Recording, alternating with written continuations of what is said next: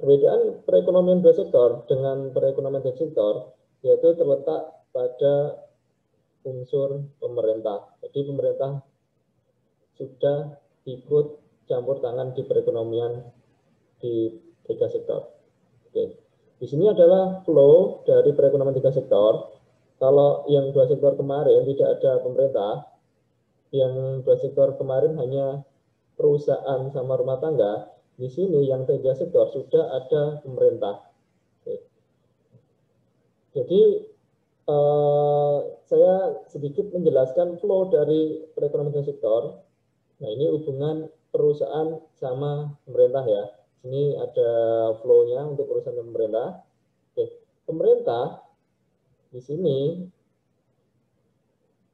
membelanjakan belanjanya ke perusahaan. Nah, perusahaan itu mendapat pendapatan dari pengeluaran pemerintah tersebut. Dan pemerintah mendapat pendapatan dari perusahaan berupa pajak atau tax yang nanti kita akan bahas di materi akhir materi ini nanti ada perhitungannya untuk pajak, nanti ada pajak tetap, pajak variabel kayak gitu ya. Begitu juga untuk hubungan pemerintah dengan rumah tangga. Oke, ini penjelasannya saya rasa bisa dipahami dari gambarnya. Ini ada panah-panahnya arah kemana, terus itu ada sudah saya kasih keterangan. Oke. Nah, perubahan perekonomian tiga sektor dari dua sektor, oke. Karena ada unsur pemerintah, di situ pasti ada unsur pajaknya ya. Oke. Pungutan pajak mengurangi AE akibat berkurangnya konsumsi rumah tangga. Oke, AE itu sama dengan AD di perekonomian dua sektor materi yang sudah disampaikan minggu lalu. Oke, jangan bingung ya. Jadi AE sama AD itu sama ya. Oke. Ini nanti akan diperjelas dengan fungsi matematiknya bahwa pajak mengurangi AE akibat berkurangnya konsumsi rumah tangga. Oke. Pajak memungkinkan pemerintah melakukan pembelanjaan dan akan menaikkan AE. Jadi nanti ketika ada pemerintah, maka persamaan AE-nya menjadi sama dengan C plus I plus G. Karena pajak itu menaikkan pemerintah, maka AE akan ikut naik. Seperti itu. Ini aluran pendapat dan pengeluaran. Pembayaran pajak menimbulkan pendapatan bagi pemerintah. Oke. Pengeluaran pemerintah atas barang dan jasa perusahaan. Oke. Pendapatan RT dari pemerintah dari penggunaan faktor produksi RT oleh pemerintah. Ini penjelasannya dari si flow ini tadi ya. Oke. Sekarang kita masuk ke pajak. Nah, latar belakang adanya pajak. Pemerintah memerlukan dana untuk membiayai berbagai pengeluaran seperti administrasi pemerintahan, membangun dan memperbaiki infrastruktur, menyediakan fasilitas pendidikan dan kesehatan, membiayai polisi dan militer dan sebagainya. Itu pajak digunakan untuk sebagai sumber, kalau di negara kan APBN ya, itu kebanyakan sekarang ini APBN itu diperoleh dari pajak ya, masih 70% lebih dari APBN kita itu dari pajak. Nah, itu fungsi dari pajak.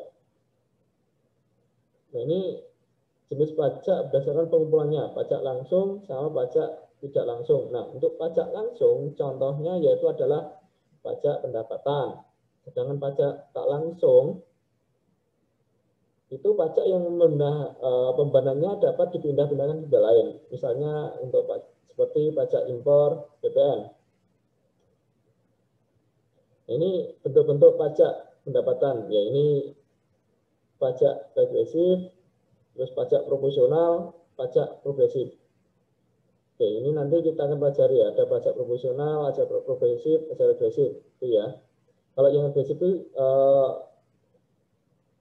presentasi pajaknya menurun seiring naiknya objek pajak. Terus dengan pajak progresif, presentasinya banyak pajaknya bertambah seiring bertambahnya pendapatan. Ya, proporsional itu presentasi ya sesuai dengan pendapatannya. Oke. Efek pajak terhadap fungsi. Tadi sudah saya jelaskan di awal bahwa efek pajak terhadap fungsi itu apa? Ini ya. Dia akan mengurangi ya. Oke. Pajak terhadap konsumsi yaitu mengurangi disposable income atau YD, disposable income atau YD. Nanti ke lambang YD itu merupakan disposable income sebesar pajak tersebut. Jadi nanti YD itu rumusnya Y min T. Ini ketika nanti ketambahan unsur pajak. Nanti beda lagi ketika kita berbicara di perekonomian 4 sektor ya. Itu yang sudah masukkan impor-impor ya. Oke. Menurunkan konsumsi pada berbagai tingkat pendapatan nasional. Oke. Ini pengaruh pajak tetap dan pengaruh konsumsi dan tabungan. Oke, pengaruh pajak tetap terhadap konsumsi dan tabungan. Oke. Ini untuk pengaruh yang pertama, pengaruh pajak tetap terhadap konsumsi. Oke, lambangnya seperti kemarin konsumsi masih C. Oke, karena pajaknya tetap, nanti pajaknya berupa angka ya, angka. Misalkan 40 ya, di sini di soal dicatat 40, jadi pajaknya 40. Itu nanti pajaknya yang variabel. Kalau variabel nanti pajaknya bisa berubah-ubah tergantung misalkan barangnya atau objek yang dikenakan pajak, seperti itu ya. Oke. Di sini saya punya fungsi konsumsi C sama dengan A plus B YD. Oke. Tadi sudah saya jelaskan bahwa YD sama dengan Y min T. T di sini lambang dari pajak atau singkatan dari tax. Jadi saya punya fungsi konsumsi C 1. Ini penjabaran dari si C atasnya sama dengan A plus B sama dengan dikalikan dengan Y min T ya. Ini si YD-nya ya dijabarkan ya. Nah, ini saya bawa lagi ke persamaan bawahnya C1 sama dengan A plus BY min BT. Ini saya kalikan saja. Oke. Misal saya punya fungsi konsumsinya sama dengan 90 plus 0,75 Y. T sama dengan 40. Oke, ini ada yang kurang ya. Jadi C sama dengan, ini contohnya C sama dengan 90 plus 0,75 YD. Ya, ini kurang D-nya ya. T sama dengan 10. Maka fungsi konsumsinya dengan adanya pajak tetap tersebut menjadi C1 sama dengan 90 plus 0,75 Y dikurangi 0,75 dikalikan dengan pajak yaitu 40. Sehingga C1-nya menjadi 60 plus 0,75 Y. Oke. Ini nanti kalau kita mau menggambar fungsi, kita perlu elemen-elemen ini untuk menggambarkannya. Ini ada Y, ada T, ada YD, ada C. Oke, kolom 1 Y, kolom 2 T, kolom 3 YD, kolom 4 C. Oke. Untuk bagian 1, ketika tidak ada pajak, T sama dengan 0. Nah, ini untuk kolom 2-nya, itu bagian 1, T-nya 0, semua itu tanpa pajak. Terus di bagian 2, ketika ada pajak tetap, yaitu besarnya konstan, yaitu sebesar 40, T sama dengan 40, di kolom kedua, bagian 2, yaitu 40. Oke ya. Oke. Oke. Saya langsung ke bagian 2 saja. Nah, ketika di bagian kedua, ketika Y-nya 0, karena pajaknya tetap atau konstan, T-nya 40, maka YD sebesar min 40, C-nya 60. Dapatnya dari mana? Oke, kita kembali ke persamaan ini. Oke ya, di sini ya.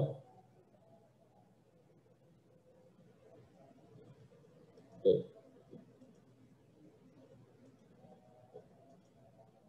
Oke, ini lihat persamaan paling bawah sendiri, C1 sama dengan 60 plus 0,75 Y. Oke. Tadi di sini ketika Y-nya 0, maka C-nya 60. Oke, masukkan. C1 sama dengan 60 plus 0,75 dikalikan 0. Berarti sesuatu dikalikan 0 akan diperoleh 0. Berarti 0,75 kali 0 sama dengan 0. Berarti C sama dengan 60. Oke ya, 60. Oke. Sekarang Y-nya minus 40. Oke. Kita lihat. Fungsi dari YD sama dengan Y min T. Oke. Y-nya tadi berapa? 0. Oke, Y-nya 0. 0 dikurangi 40 sama dengan minus 40. Ini Y-nya minus 40. Oke, itu ya. Seterusnya untuk Y0 240 sampai 1440. Ini nanti kalau digambarkan nanti kita akan mendapatkan suatu keseimbangan, yaitu yang disebut keseimbangan pendapatan ya. Nah, ini perhitungan tadi. Ya, gitu ya. Ini penjelasannya di slide selanjutnya perhitungan ini. Ini untuk yang Y0240, Y480.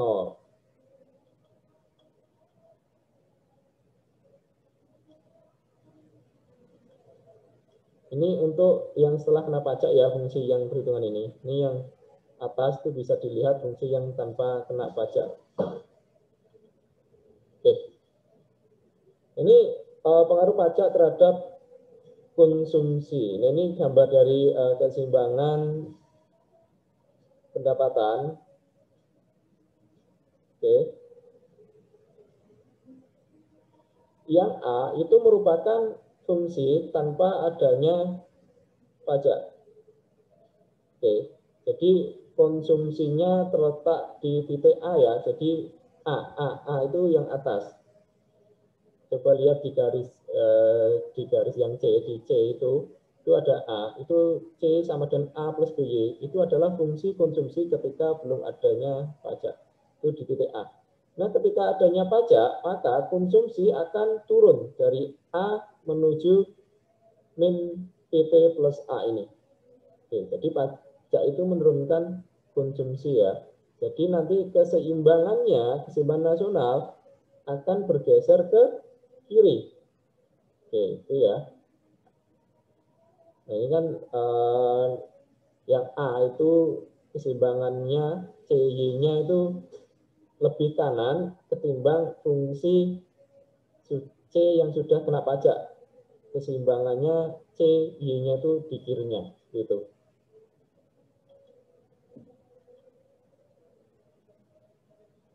Nah, ini jika angka-angka yang tadi di soal ini digambarkan, yang ini bagian 1 itu tanpa pajak, terus bagian 2 itu yang sudah dikenakan pajak, maka gambarnya akan diperoleh ini. Oke. Yang garis 40 memiliki sudut 45 derajat itu merupakan fungsi dari Y sama dengan C atau Y sama dengan AE, yaitu keseimbangannya ya. Oke. Terus di sini saya mempunyai konsumsi tetapnya yaitu sebesar 90. Oke, fungsi C-nya itu sama dengan 90 plus 0,75Y. Jadi fungsi konsumsi tetapnya yaitu 90. Sedangkan 0,75Y itu variabel tergantung besarnya si Y ini. Oke. Keseimbangannya terletak berada pada 360. Oke. Oke ya, keseimbangannya Y 360. Oke. Ketika dikenakan pajak, tadi sebesar berapa pajaknya? Dikenakan pajak sebesar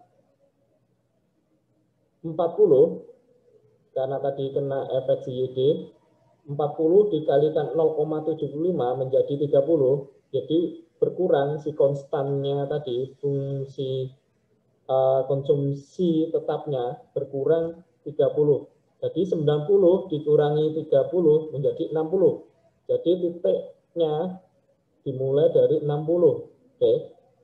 Dan variabelnya, variabel untuk konsumsi yang setelah kena pajak itu sama 0,75Y. Oke, di sini paham ya? Angka 30 dapatnya di mana? Yaitu 40 dikalikan 0,75. Oke, karena pajaknya sudah dikenakan terhadap konsumsi ini, maka keseimbangnya akan bergeser ke 240 ini. Sehingga keseimbangan nasionalnya itu bergeser dari 360 ke 240 ini. Itu ya, jadi pajak tetap ini menggeser pendapatan dari 350 ke 240 dan menurunkan konsumsi yang mulanya fungsi tetapnya dari konsumsi yaitu 90 menjadi 60. Seperti itu. Itu penjelasan dari teori yang dijelaskan di awal tadi. Nah, ini pengaruh pajak tetap terhadap tabungan. Oke, ini kita sudah belajar lalu hubungan dari tabungan, investasi, sama konsumsi ya. Ini saya perjelas lagi. Nah, ini misalkan diberikan fungsi dari tabungan yaitu S0 sama dengan min A plus 1 min B YD. Ini fungsi dapat mana? Dari mana? Coba dibuka pertemuan ke-8 kemarin. Hubungan fungsi saving sama fungsi konsumsi sama fungsi pendapatan nasional. Coba dibuka ya. SI itu hubungannya kenapa kok dapat rumus seperti ini. Saya tidak akan ulang lagi. Oke. Untuk pajak sendiri terhadap tabungan, maka akan mempengaruhi delta S. Delta S itu menjadi minus 1 min B dikalikan dengan T. Sehingga nih S1 ini yang sudah dikenakan pajak, maka fungsinya tabungan yaitu minus A plus 1 min B dikalikan Y min T. Seperti tadi ya, seperti dikonsumsi ya, Y min T jangan lupa dikalikan. Sehingga ini bisa saya jabarkan lagi, untuk fungsi tabungan yaitu menjadi min A plus 1 min B kalikan Y, min 1 min B kalikan T. Oke. Ini misalnya contoh, saya mempunyai fungsi untuk tabungannya tanpa pajak yaitu minus 90 plus 0,25. Ketika pajak masuk, ya ini si YD-nya ini, oke, menjadi S1 sama dengan minus 90 plus 0,25 dikalikan Y min 40. Oke, bisa dikalikan sendiri ya operasi matematiknya. Oke, sehingga saya mempunyai untuk fungsi tabungan saya setelah dikenakan pajak yaitu sama dengan S1 sama dengan minus 100 plus 0,25Y. Nah, ini penjelasannya sama, bagian 1 itu sebelum dikenakan pajak, bagian 2 itu setelah dikenakan pajak. Sama seperti tadi. Nanti angka-angka yang Y ini masukkan ke fungsi yang S1, itu yang untuk bagian 2. Kalau yang bagian pertama itu tanpa pajak, itu gunakan fungsi yang atas sendiri. Oke, ini sama ya seperti tadi fungsi konsumsi. Nanti kurang lebih ini untuk perhitungannya sama. Nanti kurang lebih gambarnya seperti ini, akan terbentuk seperti ini. Oke.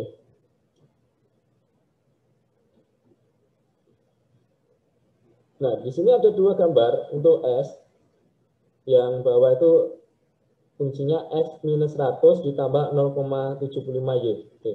Itu tadi merupakan fungsi pajak yang sudah dikenakan fungsi saving atau tabungan yang sudah dikenakan pajak. Oke. Kalau dilihat dari gambarnya ini, oke ya, bahwa keseimbangan setelah dikenakan pajak maka akan menggeser keseimbangan dari pendapatan nasional dari kiri ke kanan. Jadi akan menambah pendapatan nasionalnya ya, kayak gitu ya. Sorry, mana sih? Ini.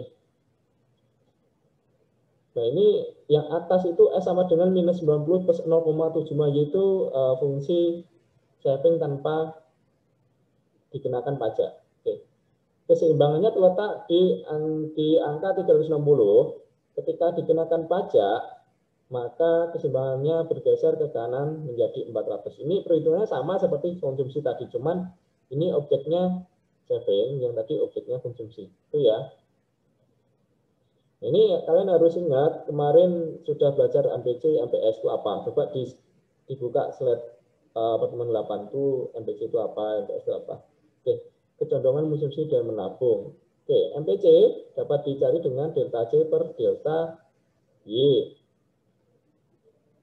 Terus, ini YD ya. Terus, MPS dapat dicari dengan delta S dibagi dengan delta Y. Oke.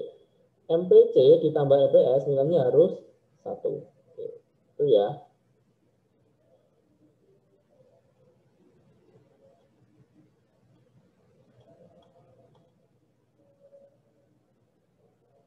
Nah, ini bisa dibuka-buka untuk slide pertemuan 8 ini sama, masih ada kaitannya. Sekarang kita masuk ke yang ini pajak proporsional, yang tadi pajak tetap, terus ini pajak proporsional. Kalau pajak proporsional, pajak ini besarannya variabel, tidak fix. Kalau tadi fix, dicontohkan dengan 40. Sama terus 40 untuk pendapatan berapapun, kalau ini proporsional. Nah, ini misalkan 20% pajaknya dari Y. Oke. Dan di sini langsung ya, nanti bingung ya. Ini seharusnya pakai matematiknya dulu. Oke, dari sini dulu aja. Oke. Tadi dijelaskan bahwa pajaknya ini loh, di sini ada keterangan T sama dengan 20% dari Y. Oke. T sama dengan 0,2 Y. Berarti 20% sama dengan 0,2 ya. Oke, sama ya. Oke, seperti tadi, C0 sama dengan A plus BYD, T sama dengan TY. Ini T itu pajaknya, tadi 20%, jadi 0,2 Y. Oke, kita masukkan angka-angkanya. Misalkan C0 sama dengan 90 ditambah 0,75 YD. T sama dengan 0,2 Y. Sehingga fungsinya itu masukkan sendiri. Fungsi konsumsi setelah dikenakan pajak proporsional menjadi 90 plus 0,60 Y. Begitu. Ini gambarnya tetap sama. Ketika dikenakan pajak, maka fungsi si konsumsi akan turun, walaupun si A-nya sama ya. Tapi kalau ketika nanti Y-nya semakin ke kanan atau semakin besar, maka akan menurunkan si fungsi konsumsi. Ini sama ya perhitungannya ya. Nanti bisa belajar ini contoh itu perhitungannya tadi. Oke, ini ya.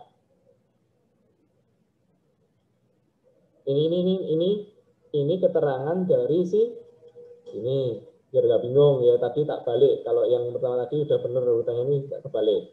Terus sekarang yang untuk terhadap saving, nah ini misalkan tadi sama untuk pajaknya 20%.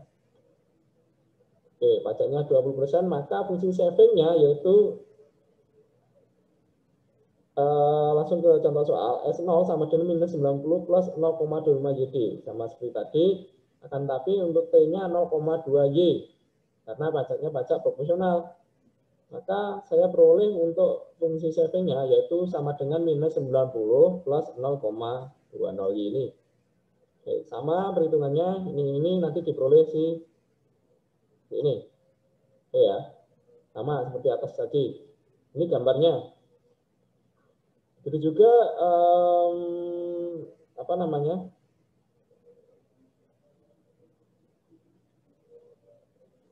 Oke, bentar. 0,2 ya. Oke. Jadi tadi fungsi savingnya kena pajakan minus 90 plus 0,2. Oke.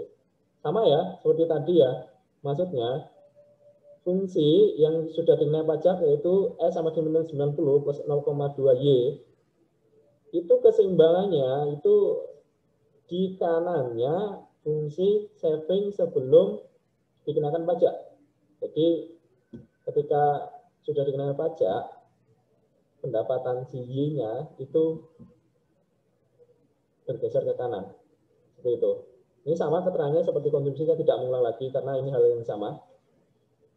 Ini sama, ini MPC, ini sama juga, nanti bisa dibaca sendiri. Dan MPC plus MPS harus satu, kalau tidak satu mungkin ada kesalahan, bisa dicek lagi.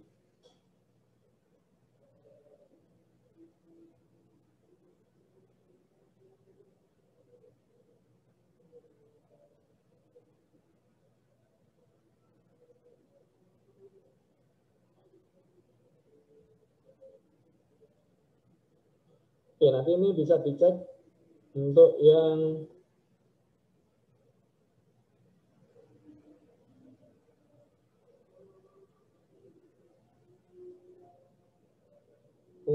MPC Y sama MPSY-nya ya, coba dicek ini karena tidak satu, ini ada seharusnya ada keliruan, coba dicek atau perhitungan sebentar. 144 bagi 260, apakah benar 144 bagi 240 0,6. Oke, 48 dibagi 240.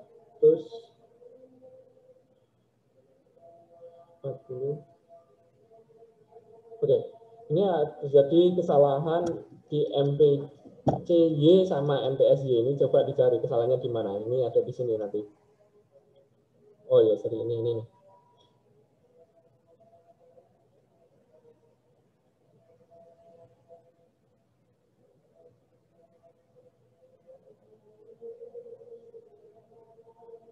Oke, kesalahannya terletak di, ayo dari sini tahu ya, kesalahannya terletak di MPC Y ya. Kita lihat ini kan koefisien dari si Y setelah pajak itu 0,2, betul 0,2. Oke, seharusnya si MPC itu 0,8 gitu ya. Paham ya? Jadi seharusnya bukan 144 ya, yaitu 200 bagi 244 itu 0 ya, seperti itulah. Ini salahnya di situ. Oke, kalian supaya begitu juga coba dipahami apa kata saya tadi. Oke, sekarang kita masuk ke pengeluaran pemerintah sama dengan G. Nah, itu penentu pengeluaran pemerintah yaitu adalah proyeksi pajak yang akan diterima. Oke ya, biasanya kalau kita negara mau membelanjakan atau membuat APBN itu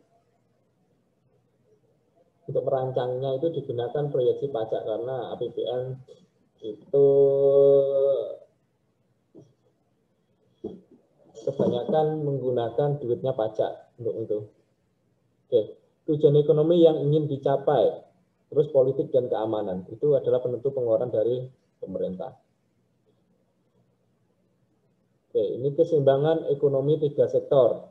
Y sama dengan AE. Nah, ini ketika ketambahan government, yaitu G, Y sama dengan C plus I plus G. Dan fungsi itu sama dengan S plus T sama dengan I plus G. T di sini sama seperti tadi, yaitu adalah pajak, S itu savingnya.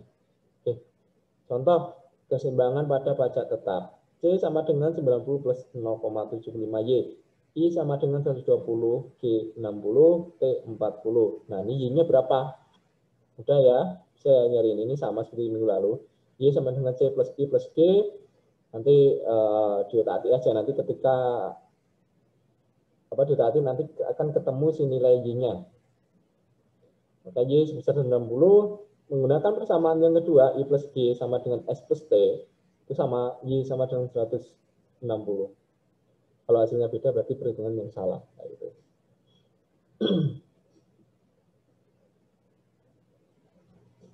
Nah, ini hubungan tadi menggunakan persamaan ini, Y sama dengan C plus I plus G. Oke. Oh ya, ini gunakan IGST. IGST. Oke. Oke. Keseimbangan tadi terletak di 960. Oke, 90-60. Maka T-nya 40 karena tetap ya, 40. C-nya tadi terletak, nah ini bisa kalian gunakan. Masukkan ke persamaan atas sendiri. Oke.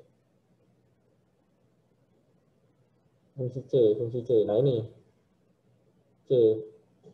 Y-nya tadi berapa? 960. Oke. C sama dengan 90 plus 0,75 dikalikan 960. Maka diperoleh C sama dengan 780. Terus fungsi S.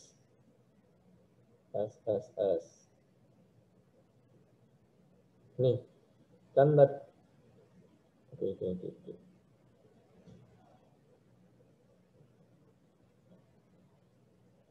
Oke, I-nya 120. Oke.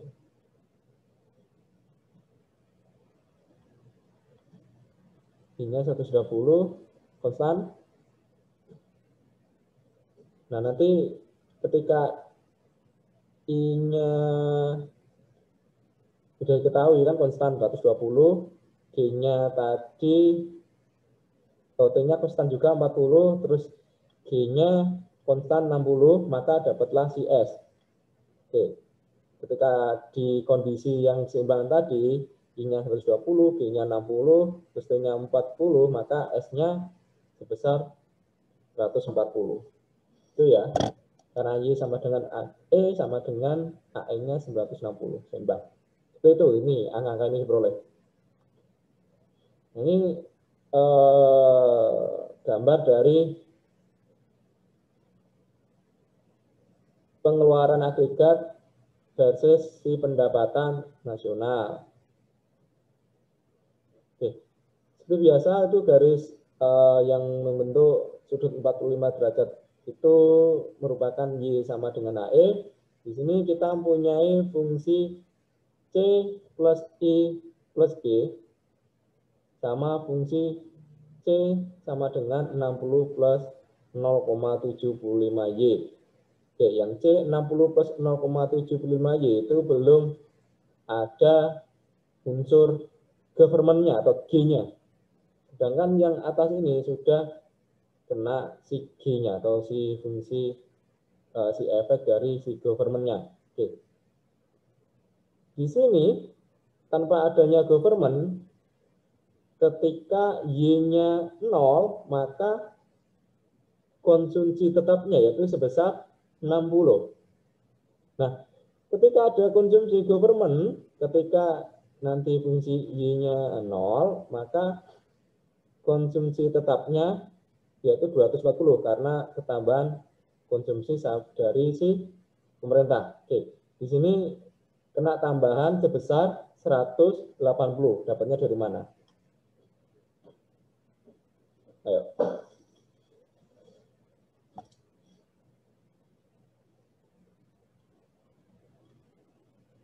Oke, ini tadi fungsi gambaran nih di sini.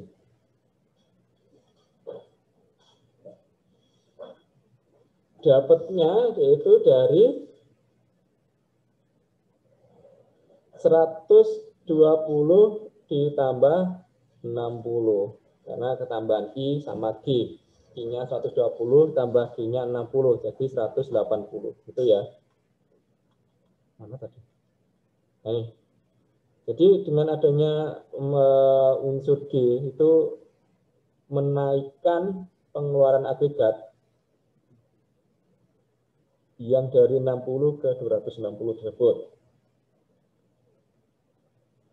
Akan tetapi pendapatan nasional akan bergeser atau menurun dari 960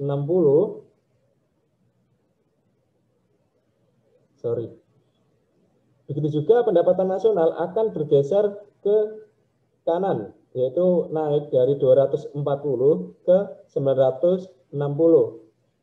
Dengan ada efeknya si G atau si government tadi, membuat keseimbangan pendapatan nasional terhadap pengeluaran agregatnya dari 240 ini ke 960 ini.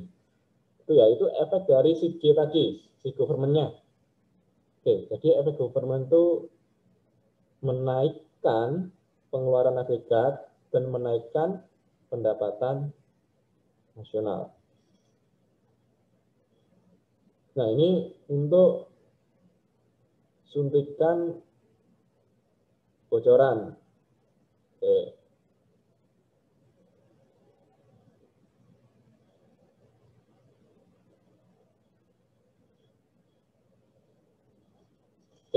Tadi titik keseimbangannya yaitu terletak di antara titik keseimbangan terletak di 960 untuk si ketika government-nya ada, dan ketika government-nya tidak ada, fungsi konsumsinya yaitu terletak di 260. Maka fungsinya yaitu W sama dengan S plus T. Oke ya. Ini bisa dicari sendiri. Tadi fungsi S plus T-nya tergantung besarannya. Nanti akan diperoleh fungsi garis grafik yang miring ini. Oke, seperti itu. Jadi untuk fungsi W ini ketika pendapatan nasionalnya 0, maka W-nya sebesar minus 60. Ini pendekatan suntikan bocoran. Ini keseimbangan pada pajak proporsional. Kalau tadi pajak tetap, ini yang proporsional. Sama ini pajaknya yaitu sebesar 20% atau 0,2. Oke, ini unsur-unsurnya sama C, S, T, I, G. I-nya tetap 150, G-nya tetap 240. Cuman pajaknya yang proporsional. Ini dengan fungsi yang sama, Y sama dengan C plus I plus G, plus I plus G sama dengan S plus T, maka diperoleh Y-nya keseimbangan sebesar 1200, Y-nya sama 1200. Ini sama seperti tadi, ketika Y-nya 1200, nah ini T-nya tidak tetap ya, kalau tadi tetap, itu diperoleh 240, C-nya 810, S-nya 150, I-nya 150, G-nya 240. Oke, ini sama caranya seperti tadi. Begitu juga untuk fungsi ini sama seperti tadi penjelasannya. Oke, sekarang kita ke multiplier dalam perekonomian 3 sektor. Kalau minggu lalu kita sudah belajar multiplier dalam perekonomian 2 sektor. Nah, ini untuk multiplier dalam sistem pajak tetap. K sama dengan 1/1 min B, itu untuk 2 sektor. Kalau yang itu sama ya.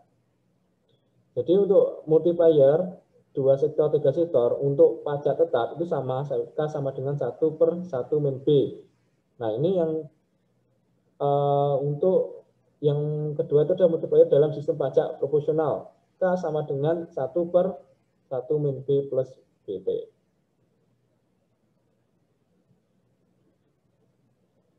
Di mana nilai B itu sama dengan PJ, T itu persentase pajak dari Y.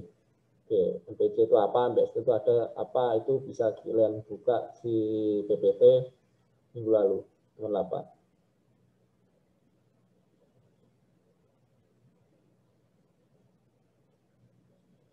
Nah, ini ada beberapa multiplier yang perlu kalian perhatikan. Tidak hanya minggu lalu cuman I saja ya. Kalau ini ada investasi, pengeluaran pemerintah, pajak. Jadi ada 3 multiplier. Jadi kalian harus paham multiplier apa yang akan digunakan, tergantung persoalan nanti ya. Oke, ini ada yang investasi, pemerintah, pajak. Ini pajak tadi sudah dijelaskan di sini. Cuman ini ditambahi multiplier pengeluaran pemerintah sama investasi. Ini cara mendapatkannya sama seperti perekonomian 2 sektor kemarin, fungsi matematiknya.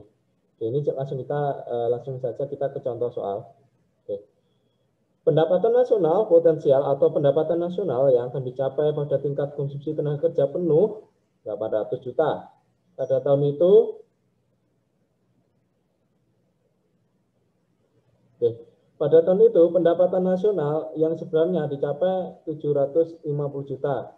MPC pendapatan disposable-nya 0,75, pajak secara proporsional sebesar 20% dari pendapatan nasional atau 0,2 Y.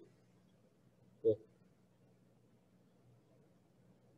Pemerintah menaikkan pengeluaran. Ini ada jurang Y, yaitu delta Y, sama dengan Y pada konsumsi dikurangi Y sebenarnya. Tenaga kerja penuh, yaitu 800 juga 750 juta, sama dengan 50 juta. Berarti untuk mencapai konsumsi tenaga kerja penuh harus bertambah delta Y-nya, yaitu 50 juta. Oke, delta Y sama dengan 1 dikalikan 1/1 minus B plus BT dikalikan delta G. Oke. Berarti 50 sama dengan 1/0,4 dikali delta G. Maka delta G-nya 20. Pengeluaran pemerintah perlu ditambah 20 juta untuk mencapai konsumsi tenaga kerja penuh. Oke, sekarang untuk yang pengeluaran pajak sama, yaitu delta Y sama dengan B/1 min B plus BT dikali delta T. Oke. 50 sama dengan 0,75 bagi 0,4 dikali delta T. Maka delta T-nya 26,67. Jadi pajak perlu dikurangi sebanyak 26,67 juta. Nah, ini bisa dibaca sendiri ya. Ini sekarang kita masuk ke kebijakan fiskal dalam mengatasi masalah makro. Nah, masalah makro pada perekonomian tertutup yaitu pengangguran, inflasi. Nah, kebijakan fiskal adalah langkah pemerintah membuat perubahan-perubahan dalam sistem perpajakan atau pembelanjaan untuk mengatasi masalah ekonomi. Nah, ini kondisi-kondisi untuk tingkat kegiatan ekonomi. Kondisi full employment yaitu ketika AE sama dengan AEF.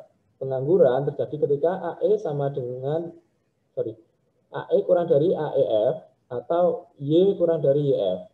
Inflasi terjadi ketika AE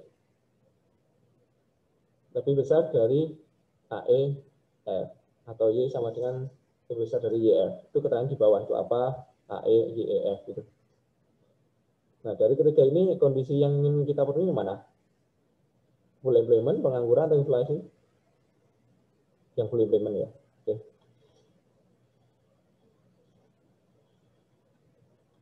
Oke, ini saya rasa bisa dipelajari ini.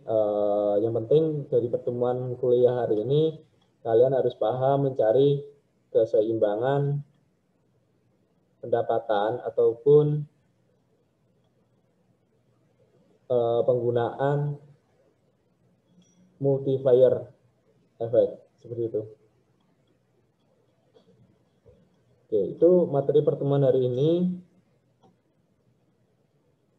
Saya rasa akan banyak pertanyaan karena materi ini menurut saya sudah agak sulit. Nanti lebih sulit lagi perekonomian prasektor.